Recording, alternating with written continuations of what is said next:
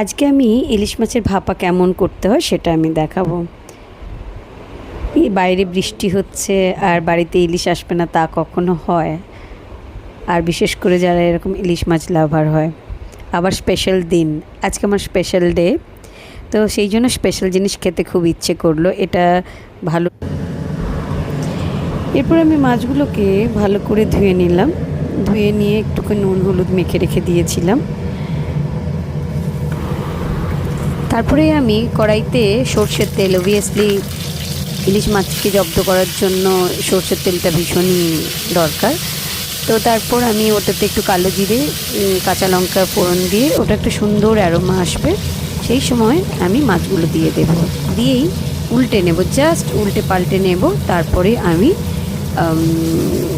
লেবুর জল করে রাখা পাতি লেবুর জল দিয়ে দিলাম। দিয়ে একটুক্ষণ ওটা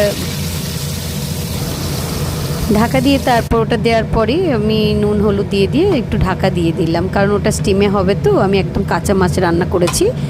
তো তারপর অনেকক্ষণ একটু সিম করে রেখে দিতে হবে গ্যাসকে, দিয়ে ভালো করে ওটা বয়েল হবে। তারপর সর্ষে, আমি কালো সর্ষে বেটে রেখেছিলাম, আর ইলিশের জন্য ভীষণই ভালো কালো সর্ষে।